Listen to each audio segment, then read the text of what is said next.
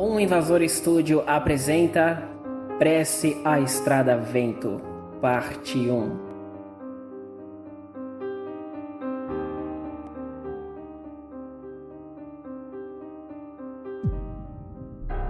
Então, em algum quando, eu abri os olhos. Depois que os abracei, senti que tudo dali em diante seria diferente. Claridades artificiais em azul-amarelo, cheiro de barulho, a escuridão clara de quem há muito já se acostumou com a noite. Quem muito fica no escuro, enxerga no escuro? Lembro-me do sal das lágrimas, do cheiro do cabelo e o colo macio, da melodia do riso do mais novo, do olhar da amiga e de tantos assim como eu que estavam prestes a embarcarem dali para uma aurora de mistérios.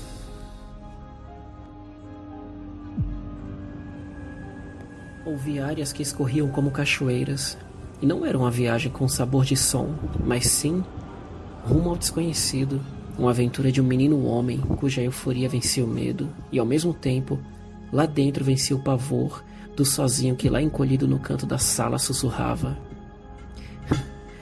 Em minha frente, lá estava ela, como inúmeras outras. A caixa de ferro, com suas milhares de janelas e cores desenhadas no metal reluzente, que suportaria a viagem pelo vácuo e o seu vazio interno que logo seria preenchido aos poucos.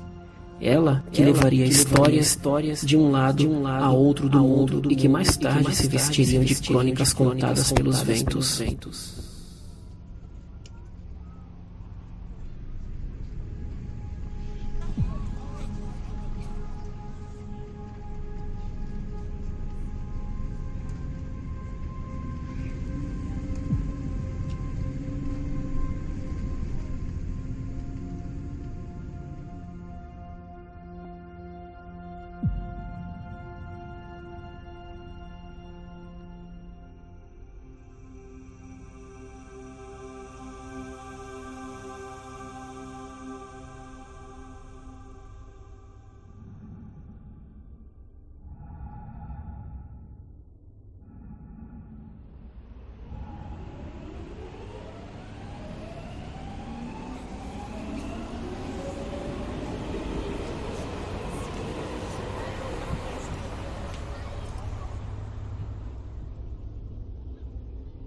A caixa de ferro partira rumo ao inexplorado, a vereda funda que atravessa o desconhecido de novidades para os jovens, e para os velhos também, pois tudo é sempre novo, como um mergulho no rio metafísico do que chamam de morte.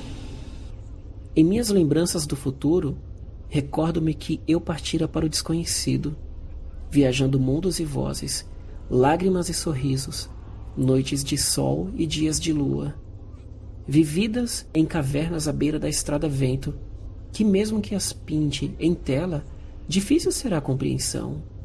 Vi roupas feitas de um tipo de plástico escuro cinza, e algo como bacias nas cabeças, eram como elmos de outros mundos. Ouvi vozes diversas e seus diversos sotaques que mostravam os oriundos dali. As velhas vozes desconhecidas cantarolavam músicas e entoavam orações antes de subirem na caixa de ferro. Lembro-me das palavras, e em todas elas sempre ofertavam as preces, o amor, a esperança, o desejo, o medo, a coragem e a curiosidade à sacra, imaculada estrada vento. O menino homem, herói no mundo novo que manifestava-se à sua frente, tremulava num redemoinho de sensações e memórias. Todavia, essas ele levaria para sempre em sua carne finita. As raízes de sua terra com cheiro de sal, a brisa marítima e calorosa, os cânticos acompanhados pelo som ritmado do ilô, os diversos aromas, alguns distintos como arruda, dendê e o marafo.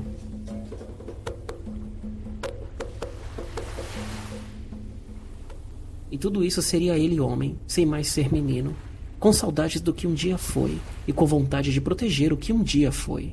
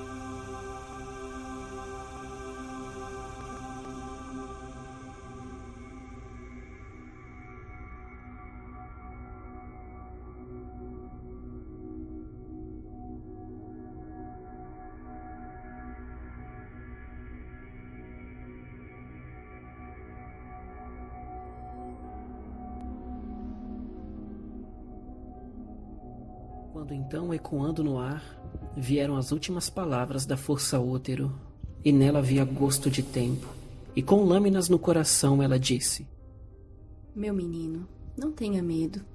Sempre há um propósito. Não chore. Vá, siga, vença, viva. Eu a abracei com amor e ternura. Senti medo e senti a saudade do vazio futuro de não ter mais aqueles braços me apertando. Então eu falei: a benção, mainha. Após recordar sentir tudo isso, nossos olhos se encontraram. Lágrimas se misturaram, porém, nisso, a voz do condutor da caixa de ferro cessou aquele breve instante. Era a última chamada para o embarque. Então a caixa de ferro elevou-se do solo cinza. Acima, bilhões de estrelas, as quais talvez conheceríamos em algum novo aeon. Eu sumi dentro da densidade escura das rotas sob as estrelas. A caixa de ferro rumou ao breu infinito. Ouvi barulhos soturnos de vidas da escuridão que eu descobri que por ali nasciam e morriam. E assim se foi o estradonauta.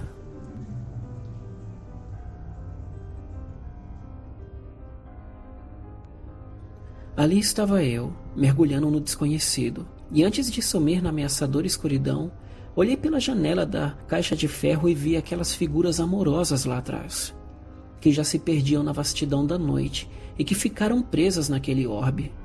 Em algum quando, um olhar me disse que talvez, os talvezes, nos faziam duvidar, mas que também nos faziam seguir. Talvez eu vá, ou talvez não. Talvez eu mate, ou talvez me matem. Talvez eu faça sofrer, ou talvez me façam sofrer. E nisso talvez todos os talvezes foram uma talvez vida. Vagávamos a esmo pela perpétua estrada-vento.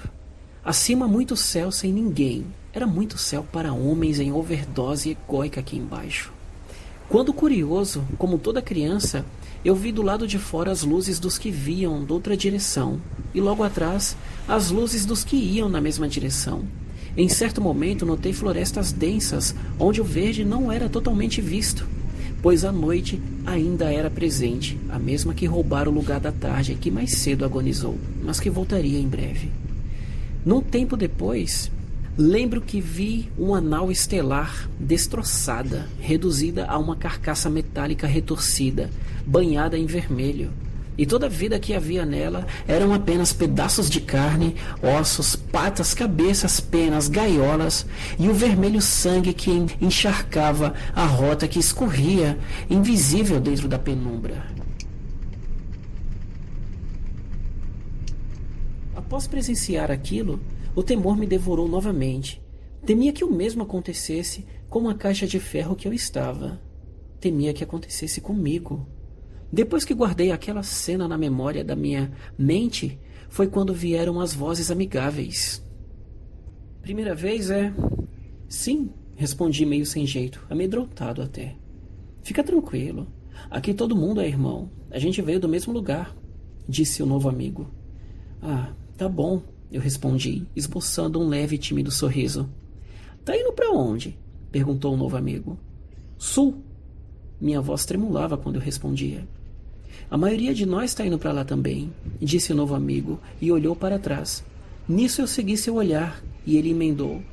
Se quiser comer alguma coisa, pode pedir para minha tia, ela está lá atrás. E ele apontou para o fundo, onde vi outras pessoas junto à tia dele. Obrigado mesmo, agradeci, mas ele percebeu minha timidez e resolveu me deixar ali sozinho, para eu me acostumar com a jornada. Mas antes dele voltar para o lugar, ele falou, fica tranquilo, ele nos protege. E deslizando pela estrada-vento, a caixa de ferro seguia rumo ao sul. O rico sul, construído pela maioria de mãos dos dois N's, o norte e o nordeste. Acima da caixa de ferro, muitas estrelas, e abaixo, mundos que cada vez mais ficavam para trás, para o passado que era devorado por cada futuro efêmero que surgia, e que também já era passado logo quando tocava o agora já.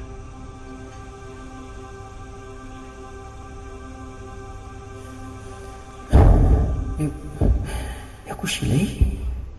Eu disse para mim mesmo em voz baixa. Não vi quando o sono veio. E afinal, quem é que vê quando ele vem? E quem lembra quando já é onírico? Porém, de súbito, acordei e percebi que nunca antes viajara tanto tempo e até mesmo adormecera daquela forma. Talvez fosse o movimento contínuo da caixa de ferro que me assustara. Ou talvez fossem as vozes que na minha mente gritaram e me acordaram. Contudo, olhei ao meu redor e saí fora da minha mente. Testemunhei apenas roncos e algumas poucas vozes, e junto a tudo isso, ouvia o ruído metálico da caixa viajando junto com o silêncio, o mesmo que não poderia entrar na minha mente e fazer as vozes se calarem. As suas vozes, alguma vez o silêncio já as calou? Por favor, seja sincero.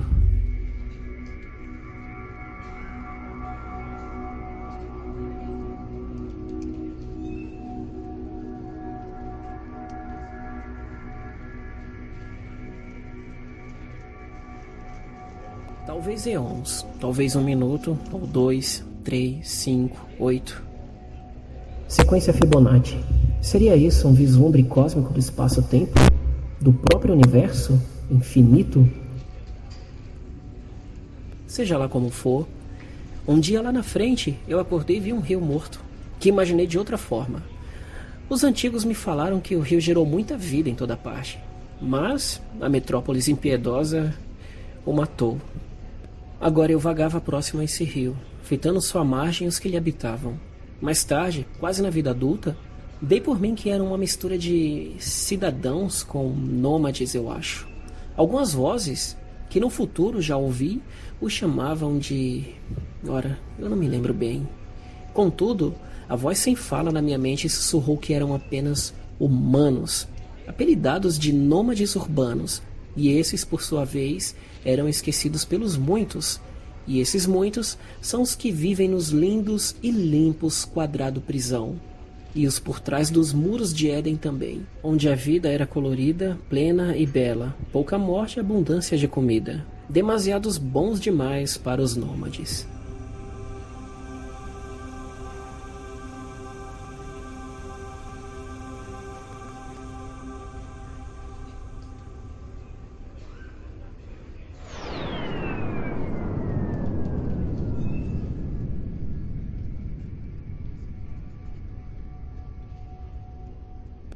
Novamente os ruídos metálicos voltaram a me assombrar. Eram os motores da caixa de ferro parando. Talvez fosse o destino final. Nisso, todos nós despertamos, e eu estava muito apreensivo, e comecei a me perguntar naquele exato momento: como seria agora? Como seriam essas novas pessoas, e o que ia me acontecer? E todas essas perguntas que num passado fiz, nesse hoje, eu já as vivo de forma bem entorpecida.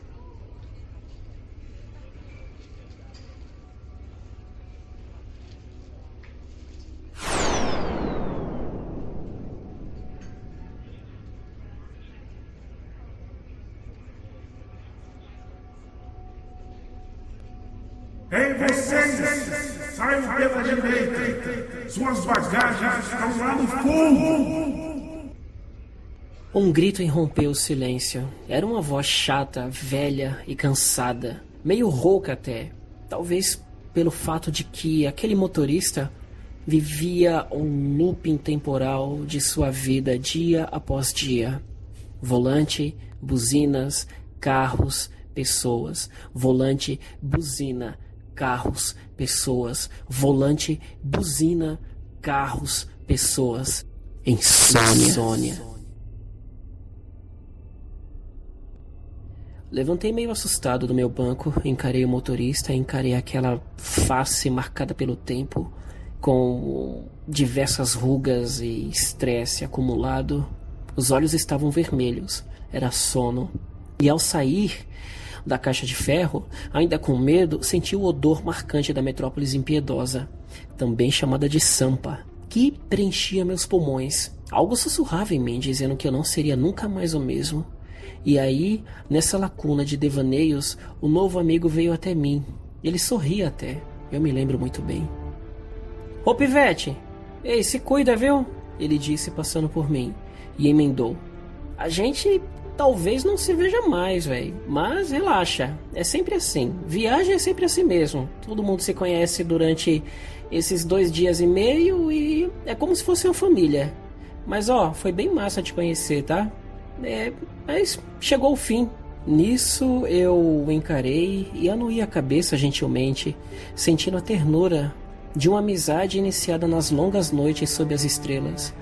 Contudo, em meu âmago, eu sabia que aquela amizade ali chegara a um talvez possível fim.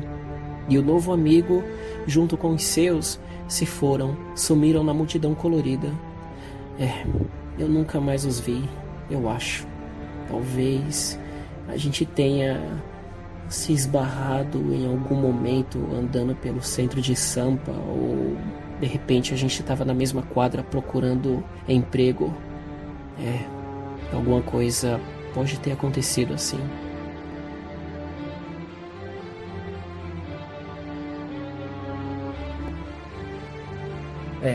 Talvez tenha acontecido assim mesmo, eu acho. Nós, humanos, e muitos dos nossos hoje, quase sem humanidade, somos um produto cosmicamente limitado por uma força invisível chamada tempo. Agora imagina comigo. O ser humano, ele é um relógio, e a bateria é sua alma. Quando a bateria acabar, o relógio para de funcionar. Então logo o tempo não mais existe para aquele relógio. Agora me diz, o que você está fazendo com o tempo antes que sua bateria acabe?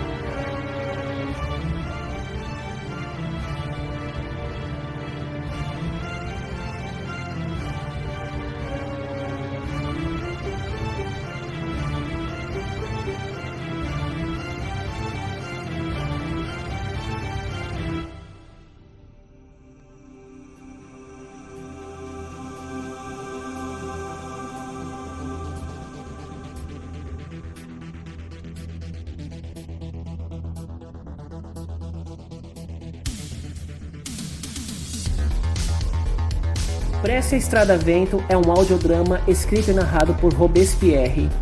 Vozes adicionais: Enila.